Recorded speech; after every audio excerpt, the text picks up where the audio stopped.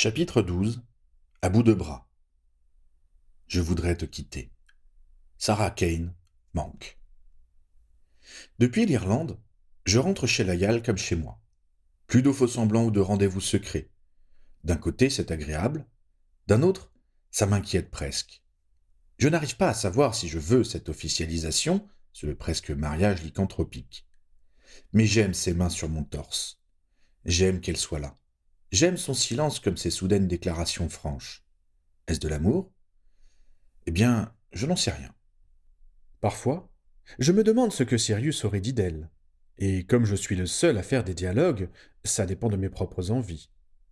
Parfois, le plus souvent, je me dis qu'il aurait été content de me voir baiser, simplement, de me voir vivre quelque chose de simple et d'humain comme l'affection. D'autres fois, je me dis que jamais il n'aurait pu supporter de rester une soirée dans la même pièce que quelqu'un d'aussi peu sophistiqué qu'elle. Et si je vais vraiment mal, je m'assomme en me rappelant qu'il m'imaginait avec la fille de sa cousine préférée. Le fait que Layal et Nymphadora aient à peu près le même âge n'aide pas. Dire que Layal est quelque part pour moi une projection de Tonks, que je sauve la seconde en cédant à la première, n'est pas plus efficace. J'ai essayé. Le plus simple est de ne pas y réfléchir. Heureusement, j'ai peu croisé Nymphadora récemment. Ça aide. De toutes les façons, je ne suis pas tellement là. Le manque d'enthousiasme irlandais a généré une série de réunions de réflexion sur ce qu'il convenait de faire et de missions visant à s'assurer que les communautés de l'Ouest n'étaient pas contaminées. Kwan a bien failli faire les frais des sentiments pacifiques de ses ouailles, et il est à mettre au crédit de Lowell de l'avoir défendu contre tous, en particulier contre ces excités du commando Lycan qui ne parlent que de radicalisation du mouvement et de passage à l'action. C'est d'ailleurs pour discuter avec un des lieutenants de ce groupe, Sylvenhair, que je suis là aujourd'hui. Quand Lowell m'a indiqué où aurait lieu la rencontre, j'ai lu dans ses yeux qu'il pensait que j'étais content. Et le fait est que j'ai ce sentiment étrange de rentrer peut-être pas chez moi, mais à un endroit où j'ai ma place. Peut-être à cause des mômes. Pourquoi faut-il toujours que je me justifie ? Chez Lyall, les enfants, en général, m'aiment bien. J'interfère peu avec la marche de la maisonnée, mais je raconte des histoires le soir. Ça n'a l'air de rien, mais, à en croire leurs yeux, c'est Noël. Qu'est-ce qu'on raconte comme histoire à de jeunes lycanthropes, hein ? Le petit chaperon rouge ? En fait, j'ai opté pour la mythologie grecque. Ça ne manque pas de monstres, de tragédies et de rédemption. De temps en temps, j'indique que certains héros bien connus des Moldus étaient des sorciers. Certains sont sympathiques et d'autres moins. Ça fait une moyenne. Layal n'est pas la dernière à venir écouter. Et elle ne me paraît jamais aussi jeune que quand elle est accroupie auprès du feu, faisant semblant de tisonner alors que les gosses s'endorment. Quand j'arrive, il est déjà tard, et les enfants sont couchés. Layal s'occupe de tâches domestiques et s'arrête à peine à mon entrée. Les lycanthropes ne sont pas collectivement très démonstratifs. N'en suis-je pas un moi-même ? Tu as dîné ? Elle demande. Et ce souci domestique me fait irrémédiablement penser aux Weasley. Est-ce que la vie peut être si simple ? Je n'ai pas faim, merci, je réponds. Layal reprend ses tris de harde avec un petit signe de tête. J'hésite à aller l'aider. Va-t-elle encore suggérer que ce n'est pas mon rôle ? Finalement, c'est elle qui propose. Ils étaient très excités en apprenant que tu venais à la réunion. Tu pourrais leur dire que tu es arrivé, pour qu'ils dorment enfin. C'est un aveu énorme de la place que j'ai fini par occuper dans cette hutte. Et j'en suis touché. N'ai-je pas attendu désespérément une place comme celle-ci ? Ce ne sont pas mes enfants, mais ce sont des mômes qui ont, sans doute aussi profondément que moi, besoin de partage et d'horizon. La responsabilité est un peu effrayante malgré tout. Parce qu'elle me donne des devoirs. Oui, je sais. Jamais Layal les gamins n'exprimerait ça dans ces termes. Mais, moi, je sais combien avoir des devoirs envers les autres m'inquiète. Il me semble qu'une telle responsabilité devrait toujours échouer à des gens plus complets que moi. Que je n'en suis pas digne. Je repense à cette année merveilleuse et effrayante que j'ai passée à enseigner à Poudlard et à mon échec, à ma fuite finale. À tort ou à raison, on a tenu des nuits là-dessus, Sirius et moi. Et cette fois-ci, je n'aurai pas l'excuse de me dire que je suis une menace pour eux. C'est le rire de Layal qui me sort de mon introspection. Enfin, ils finiront bien par tous dormir à ce compte-là. Je rougis presque. J'entends la devise des camps de Greyback. Seule l'action. Et je me lève pour gagner l'extension de la hutte qui sert de chambre aux gamins. C'est très pentu et un adulte n'y tient pas debout une fois la porte passée. De fait, vers 13 ans, les gamins sont incorporés à d'autres tâches du camp. Il n'est aucun besoin d'une pièce plus haute. Tous dorment déjà, ou presque. Hope entr'ouvre les yeux à mon entrée mais les referme aussitôt. Seul, un sourire léger sur ses lèvres me dit bonjour. Son petit frère est collé à son flanc, comme un louveteau. Je les passe tous en revue. Terry, le plus vieux, son frère Sam est l'un des jeunes chasseurs remuants du camp, déjà presque trop grand pour le lit. Ursula, celle qu'on a trouvée dans la forêt, marquée par on ne sait qui et qui n'a jamais prononcé un mot, si frêle. Marcus, Naomi et Paul, 3 enfants de garous, 3 orphelins, 3 inséparables. Je souris à mon tour devant leur abandon collectif. Et puis, une question m'arrête. Je passe et repasse sur les visages endormis sans trouver ce que je cherche. Je retourne dans la salle principale et je demande sans attendre. Où est Fen ? Layal arrête un instant son pliage puis hausse les épaules avec un fatalisme qui fait frémir. La fièvre. Elle répond comme si 2 mots suffisaient à énoncer tout ce qu'il peut y avoir à dire de la disparition d'une vie. Quand ? Je demande encore plus laconique. 10 jours. Elle répond sans me regarder et je mesure combien elle est touchée par cette mort, au-delà du stoïcisme réglementaire. Elle n'a pas dit qu'il était faible, trop faible pour la Révolution. Et dans ce domaine, il y a des omissions qui valent plus que de longs discours. Je ne trouve pas d'autre réponse que de la prendre dans mes bras.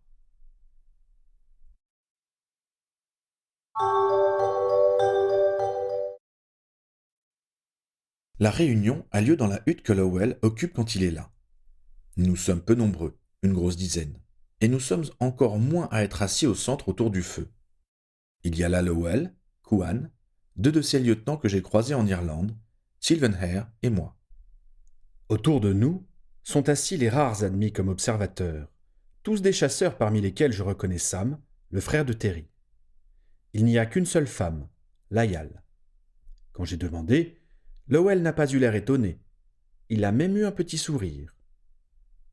Certains vont jusqu'à dire qu'elle obtient de vous ce que personne n'a jamais songé lui donner, il a déclaré. J'ai affronté son regard moqueur en souriant moi aussi. Je peux lui dire qu'elle n'est pas la bienvenue. La décision était entre ses mains, et il s'est rengorgé. Les chefs sont tous les mêmes. Qu'elle vienne, mais qu'elle se tienne tranquille. Et voilà. Comme s'il en doutait. J'ai acquiescé quand même, et suis allé jusqu'à préciser. J'y veillerai. C'était ce qu'il voulait entendre. Le mal domine. Et l'affaire est scellée. Silvenhaire est à son affaire. Il est la vedette et, à l'entendre, il est presque Greyback. Il ne commence pas une phrase sans dire « nous », sans nous rappeler sempiternellement son appartenance au corps d'élite. Nous, qui l'écoutons, sommes des lycanthropes aussi, mais de second rang. Le message est tellement clair qu'il finit par agacer Lowell. « Et donc, ce plan, il commence quand ?» Il demande l'interrompant au beau milieu d'un assez long et ennuyeux monologue sur la discipline et le dévouement à la cause. C'est assez bienvenu, à en croire la tête des autres. Et c'est une perfidie. Je sais reconnaître une perfidie quand j'en entends une. Si Silvenhaire ne dispose pas de l'information, il ferait mieux de se taire. D'ailleurs, c'est ce qu'il fait pendant les quelques secondes suivantes. « Nous sommes en train de planifier les attaques. » Il finit par répliquer. « Et vous ciblez quoi ?» interroge Kuhn de sa voix rocailleuse. Cette fois, Silvenhaire a l'air moins gêné. Il se redresse pour répondre sur le ton dans le harangue. « Nous venons marquer les esprits. Nous devons cibler les lieux magiques. Les sorciers doivent comprendre que leur impunité est terminée. » Il y a des murmures appréciateurs dans la salle. J'entrevois le visage radieux de Layal et ça finit de me serrer le cœur. Nous y voilà, n'est-ce pas ? Le choix va devenir incontournable. Eux ou nous. La question étant bien sûr dans quel camp se rangent les agents doubles. Kuan a un sourire rêveur, comme s'il se réjouissait à l'avance de l'effroi et du carnage que le commando sera capable de provoquer. Lowell me regarde, et ça me pétrifie. Suis-je capable de faire semblant de soutenir des attaques sur Préolard ou sur le chemin de traverse? Je crois que la réponse est non, et que je le sais. Lupin? Il me demande. Je fais de mon mieux pour soutenir son regard, conscient que l'échec, c'est plus ou moins la mort. J'en sais beaucoup trop pour qu'il me laisse repartir s'il croit que je peux les trahir, que je ne leur suis pas totalement acquis. Où devrions-nous attaquer? Il précise, et le soulagement m'envahit presque à mon insu. Ce n'était pas une provocation, c'est mon avis qui est demandé. De la même manière que je suis l'expert en lycanthropie dans l'ordre, je suis ici un expert en sorciéritude. La responsabilité me rattrape néanmoins par les tripes. Que dire qui ne sera pas nuisible aux miens, à tous les miens? Des endroits comme le chemin de traverse ou Préolard sont excessivement surveillés par les aurores. Plus encore depuis que Voldemort est revenu, je réponds finalement. Et à en juger par la surprise générale de m'entendre prononcer le nom de notre terrible allié et les regards appréciateurs de Kuan et Lowell, j'ai pas mal répondu. On se tourne vers Silvenhaire qui n'a pas l'air très heureux de mon coup de pied à l'enthousiasme collectif. Nous ne pensons pas commencer par le chemin de traverse. Il maugrait comme à regret. Nous allons plutôt cibler de petites communautés sorcières isolées, des familles emblématiques. Instinctivement, je pense aux Weasley, isolés et emblématiques. Je doute d'ailleurs que le commando Lycan s'attaque aux Malfoy. Et ma résolution est immédiate et claire. Je dois prévenir l'ordre. Quand? Redemande Lowell, en se penchant en avant vers le représentant d'Illican. Dès que possible, il affirme. Dès que nous aurons assez de bras.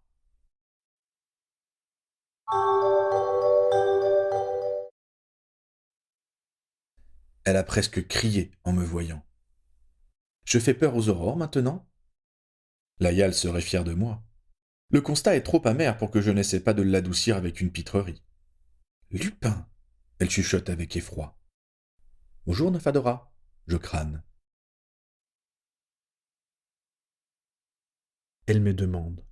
Et sa question directe fait tomber mes prétentions à la crânerie.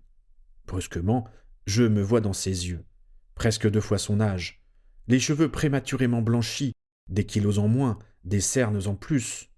Je détourne les yeux brusquement gênés. Je suis juste un peu fatigué, je mens. Je ne suis pas particulièrement fatigué, ou, ce serait plus juste, j'ai appris à ne pas en tenir compte, il y a si longtemps déjà. Mais il est vrai que la mission irlandaise ne m'a pas épargné, et que ce n'est pas dans le camp où vit Lyal qu'on se remplume. Le mensonge ne passe pas. Juste assez fatigué pour y laisser ta peau? Elle interroge acide.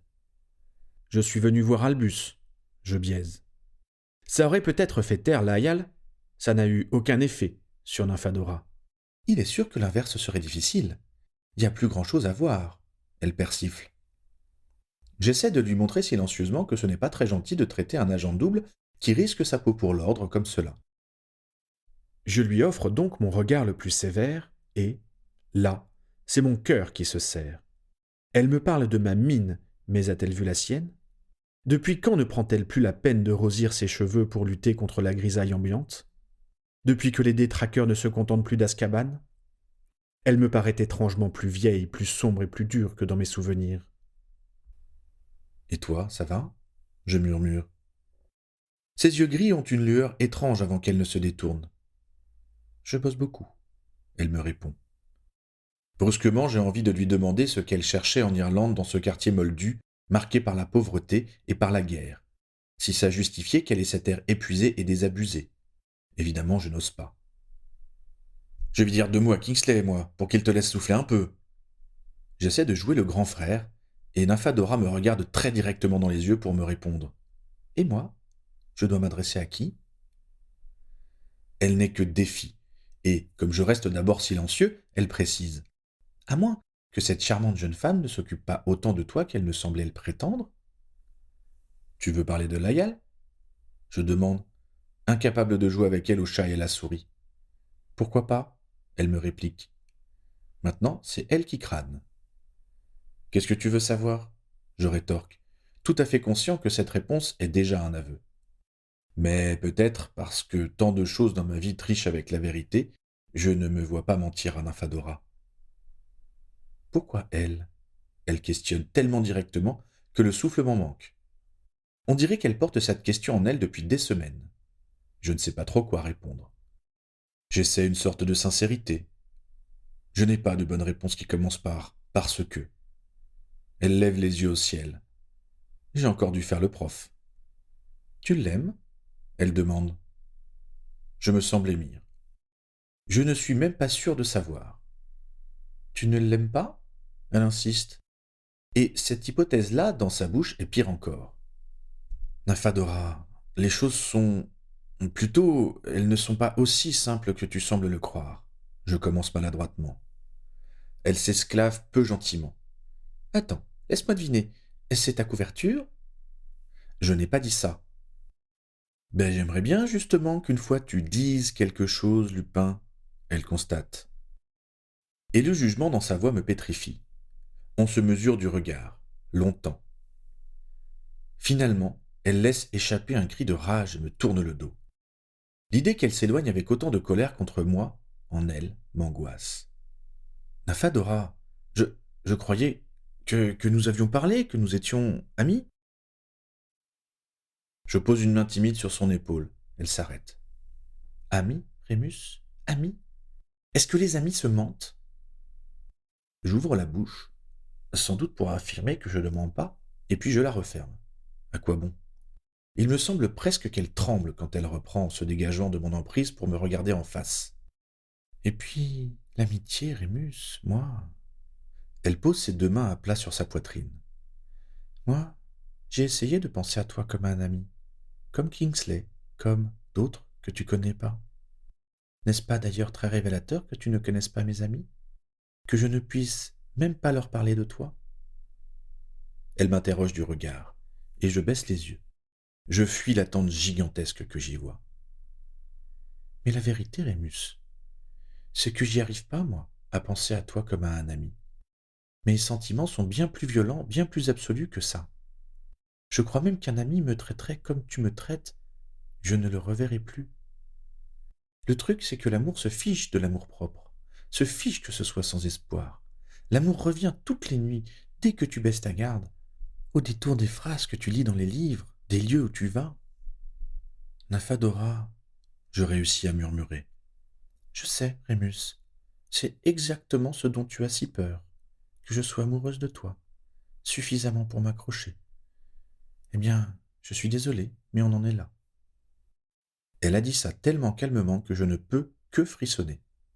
Alors, je ne sais pas à quel point tu imagines ton avenir aux côtés de cette fille. Sa voix est un murmure. Layal, c'est ça? C'est terrible d'entendre ce nom dans sa bouche, mais, en même temps, c'est briser un silence, un tabou.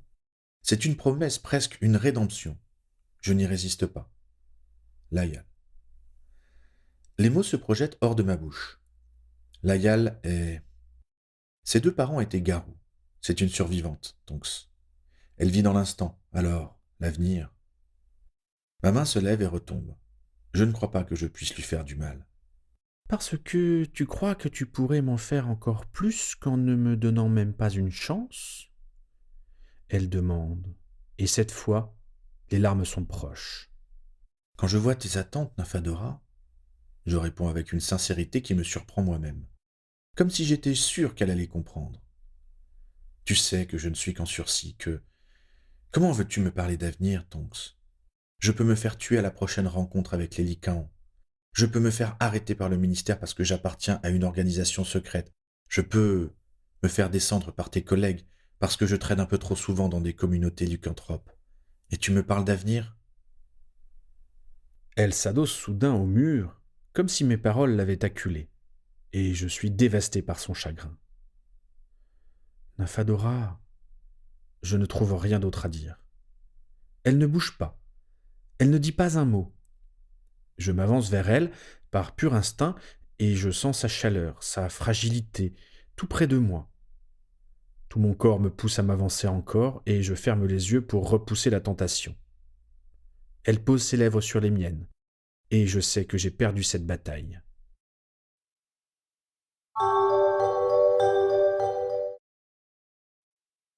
Nous avons entendu le pas de Kingsley, sans doute 30 secondes avant qu'il n'ouvre la porte. On s'est immédiatement séparés comme si le contact de nos corps était devenu insupportable, sans nous regarder. Je me suis enfoncé dans l'ombre de la pièce, et elle s'est retournée vers la porte. Dans la manœuvre, une pile de dossiers qu'elle portait avec elle en entrant a basculé et s'est étalée sur le sol. Merlin, Tonks, t'en rates jamais une, non? Jure Kingsley quand ses yeux tombent sur les feuillets et les photographies éparpillées sur le sol. Déjà qu'on sort des dossiers secrets de la division. Ils viennent juste de tomber?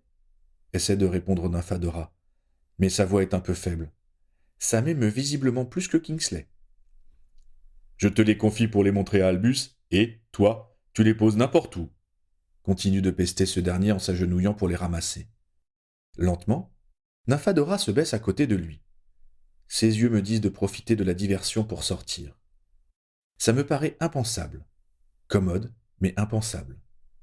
Je m'aimais plutôt, moi aussi, à ramasser les documents, en commençant par ceux qui étaient à mes pieds. Qui est-ce? Je demande. Il va falloir remettre les photos dans les bons dossiers, Tonks, les vérifier un par un, et ne compte pas sur moi pour t'être... Continue de réprimander Kingsley quand il s'arrête brusquement, découvrant ma présence dans son dos. Lupin?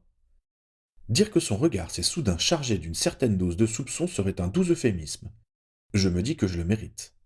Bonsoir Kingsley, je réponds doucement, en continuant de vérifier machinalement que le nom porté sur les photos et les dossiers correspond. Je peux au moins faire ça pour Nymphadora. Ce sont les disparitions non expliquées depuis 2 ans, m'explique alors cette dernière, visiblement ravie de la diversion. Scrimgeour a demandé à la division de rouvrir ces dossiers discrètement pour voir si on ne pouvait pas les relier à Voldemort. Un tel revirement de politique est tellement ahurissant qu'il me faut quelques secondes pour demander les précisions qui s'imposent. Scrimgeour? Rufus Scrimgeour? Oui, ça a été dans ses premières décisions ministérielles, ajoute Kingsley. Ministérielles? Je répète. Il y a quelques semaines, tu ne savais pas? S'enquiert Nymphadora. Non. J'avais lu des rumeurs dans la Gazette en Irlande, mais c'est sans doute une bonne chose, non? Là, les deux aurores échangent leur premier regard de connivence depuis l'entrée de Shacklebolt. On va voir, commande finalement ce dernier sobrement. Nous nous concentrons tous les trois sur nos dossiers. Les photos montrent des sorciers de tous âges, hommes, femmes, enfants. Les disparitions ont eu lieu dans l'ensemble du Royaume-Uni et il y a même des requêtes venant de ministères du continent. Beaucoup de souffrance. Nous avons presque terminé notre tri quand je tombe sur la photo. Je ne dis rien. Je ne suis plus capable de faire un geste ou de prononcer un mot. Nymphadora s'en rend compte la première. Oh, elle? C'est moche. Elle soupire. Une gamine d'à peine 6 ans disparue, alors qu'elle jouait avec ses sœurs à cache-cache, un soir, l'été dernier. Personne ne s'en remet dans sa famille. Ça m'étonnerait que les mange-morts soient responsables, grommelle Kingsley. Je sais, mais la mère m'avait fait tant de peine, avoue Nymphadora. Et il est clair que Shacklebolt va reprendre son rôle de mentor et lui expliquer la différence entre la guerre et la compassion. Non, pas les mange-morts, j'interviens. Ils se taisent. Les garous, je confirme. Ils se regardent de nouveau. Je retourne la photo, telle ma peine. Il l'appelle Ursula. Il faut dire qu'elle ne dit rien. Le choc, a priori. Eux-mêmes ne savent pas exactement qui l'a mordu. Je suis bien conscient que mes informations sont décousues. Tu l'as vue? Tu es sûr? Ils ont posé la question en même temps. Oui. Tu sais où elle est? Me presse encore Kingsley. J'acquiesce silencieusement. Il faut aller la chercher, s'exclame Tonks. Elle s'est levée comme si elle attendait les coordonnées pour transplaner immédiatement. Kingsley, lui, ne me quitte pas des yeux. Où est-elle, Lupin? Dans un camp, avec d'autres gamins. La plupart sont nés de garous, mais d'autres ont été mordus. Je livre tout cela presque à mon corps défendant. Je vois leur visage, celui de Layal. Je sais qu'Ursula, non, Thelma, mérite que je l'aide. Mais j'ai le sentiment très net de trahir une façon de vivre au nom d'une justice qui leur est justement refusée. Des conneries. Je m'engueule. Ça ne marche qu'à moitié. Le camp est gardé, s'enquiert Shacklebolt. Pas réellement, il est caché. Magiquement, ça les rendrait trop repérables. Comment font-ils pour les moldus s'intéresse Tonks. Je hausse les épaules. Allons, Lupin, il ne s'agit pas de descendre là-bas et de tuer tout le monde, m'objecte Kingsley, de sa voix bourrue et raisonnable. Je ferme les yeux. Vous ne comprenez pas, je réponds. Cette gamine, c'est une louve maintenant. Vous êtes sûr que ses parents voudront d'elle? Et même s'ils le prétendent, comment pouvez-vous être sûr? Pensez à ses sœurs, à toutes ces pleines lunes, au risque de contagion. Elle n'ira jamais à Poudlard. Ma stupide voix se coince dans ma gorge. Nymphadora se laisse tomber à genoux à côté de moi. Est-ce que tes parents t'ont abandonné, Rémus? Elle demande pleine de sympathie. Je dois me retenir de ne pas la frapper. Mais je suis hargneux quand je réponds. Non. Mais peut-être aurait-il mieux valu pour eux. Mieux aurait valu ça que sans vouloir de ne pas avoir su me protéger. Mieux aurait valu que je disparaisse plutôt que de me savoir voué à une vie de relégation. Il est à mettre à son crédit qu'elle ne grimace même pas. Pardon, Rémus. Bien sûr que nous ne pouvons sans doute pas imaginer aussi bien que toi tout ce qui peut mal se passer. Elle répond quand elle paraît sûre que j'ai fini. Mais tu es allé à Poudlard. Tes parents ont choisi de s'occuper de toi. Grand bien m'en a fait. Je grince. Parce que tu préférerais vraiment être un lycan aujourd'hui? Elle questionne sans lâcher prise. Je ne réponds pas. Non, évidemment non. Ce n'est pas parce que tu te refuses tout espoir que tu dois la condamner, elle. Elle insiste en me prenant la photo des mains. Je vais aller voir les parents, et si j'ai le moindre doute sur leur capacité à assumer un enfant différent, on oubliera ce camp et ses coordonnées. Elle continue, raisonnable et sûre d'elle. Et tu feras comment? Tu modifieras leur mémoire? S'enquiert Kingsley. Et il y a moins de jugement dans sa voix que ses propos le suggèrent. Pourquoi pas? Elle répond sans le regarder. C'est moi qu'elle regarde. C'est ma décision. Je croise le regard rieur de Thelma sur la photo. Je pense à celui, éteint et craintif, d'Ursula, et j'acquiesce très lentement.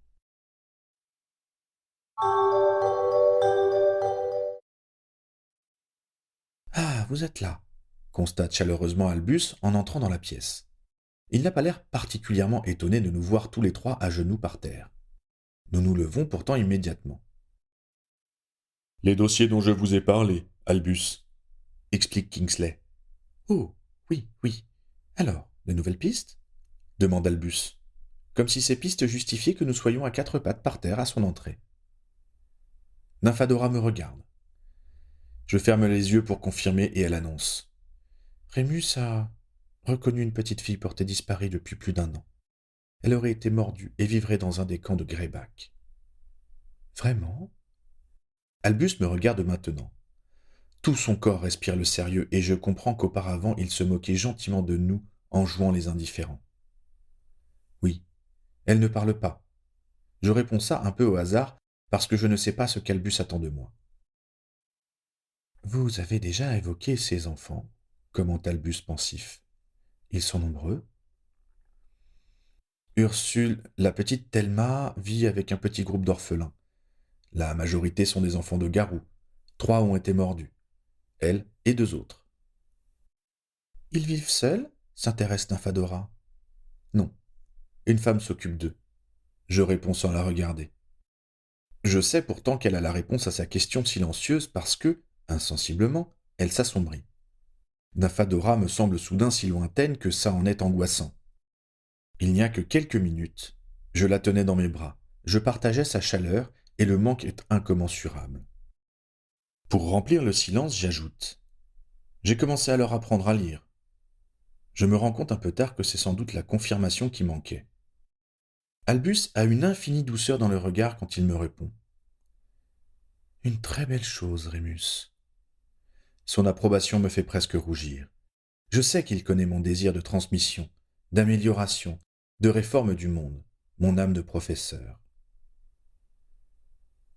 Nous allons essayer de mesurer si les parents sont prêts à accepter la situation, termine alors Kingsley en se tournant vers Nymphadora comme pour l'inviter à compléter.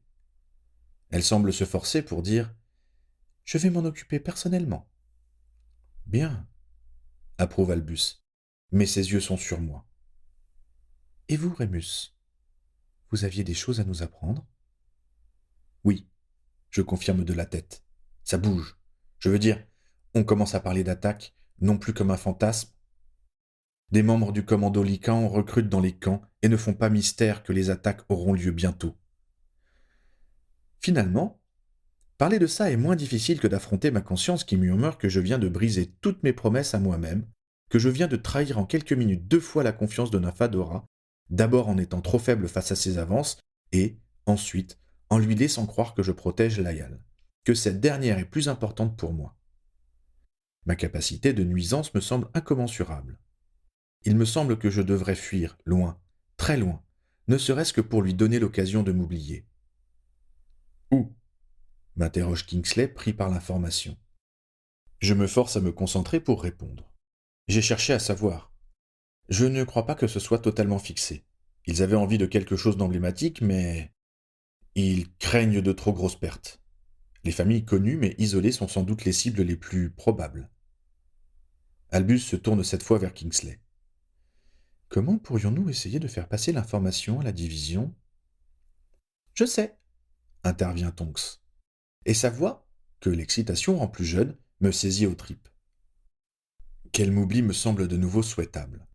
Son avenir est tellement tracé. Elle est une aurore, jeune encore, mais promise à un avenir important. Elle appartient avant tout à la magie blanche et une créature comme moi n'a rien à faire avec elle. Mais moi, comment ferais-je pour l'oublier ? Demande alors mon cœur qui cogne contre ma poitrine comme pour protester contre le cours de mes pensées. On pourrait ajouter ça dans la déposition du garou de l'autre jour, celui qui est mort pendant son transfert à Sainte-Mangouste. Elle a rougi en disant ça, comme si elle craignait l'effet de cette bribe d'information sur moi. Un membre du commando ? Je questionne avec toute la fermeté et la distance que je peux faire mine d'avoir. Mais les membres du commando Lycan arrivent très bas dans ma miséricorde. Ce n'est pas très difficile. Il le prétendait. Il a essayé de braquer un magasin sur le chemin de traverse en prenant le gosse des marchands en otage. Le père s'est courageusement défendu et les voisins nous ont appelés à temps, explique Nymphadora, et, pour la première fois, nous nous regardons. Ces paroles sont terribles, et pourtant je suis heureux. C'est faisable, commande Kingsley laconique. Il me semble de nouveau lire le soupçon dans ses yeux, à moins que je tienne particulièrement à me trouver un juge extérieur, parce que je sens bien que je ne suis pas autant capable de me condamner que je le devrais. Alors essayons, l'encourage Albus, avant de se retourner vers moi. Rien dans son regard ou sa voix ne semble indiquer qu'il soupçonne quoi que ce soit. Mais il serait présomptueux de penser ainsi connaître les pensées de Dumbledore. « Et vous, Rémus, ne vous mettez pas inconsidérément en danger ?» il ajoute. « Je reste prudemment dans l'ombre de Lowell, » je réponds. Nymphadora a un regard particulier sur moi, comme si elle essayait de jauger le danger que je cours. J'essaie de me dire que c'est présomptueux de ma part de penser ça. Ça ne marche pas. Je me tourne résolument vers Dumbledore pour expliquer. Ce qui ne m'ouvre pas toutes les portes du commando Lycan, mais, bon, Lowell est bien informé malgré tout. Comme ses yeux m'intimident, comme s'il lisait au travers de toutes mes minces carapaces, je baisse les miens et suis saisi. « Mais, Albus, votre main ?»« Ma main ?» répète ce dernier en la levant devant lui. Elle est atrocement brûlée, comme si la chair était rentrée dans les os. Ça pue la magie noire. « Qu'est-ce qu'une main ?» il demande. On doit faire tous les trois le même geste de protestation parce qu'il reprend. Sévérus ne renonce pas à réussir à la soigner, et ce n'est qu'un petit sacrifice au grand espoir qui nous mobilise tous. Est-ce la mention de Sévérus ? Est-ce l'idée du sacrifice, celle de l'espoir qui nous rend si totalement muets ? C'est Albus qui a reposé sa main sur la table, un peu comme si elle ne lui appartenait pas, comme si elle ne faisait pas partie de lui, qui reprend. « Je vais aller chercher Harry. annonce-t-il comme si les deux informations avaient le moindre rapport. Déjà, s'étonne Kingsley à notre place. Je ne pense pas qu'il partage votre sentiment sur la question, rit doucement Albus. Tonks s'acquiesce.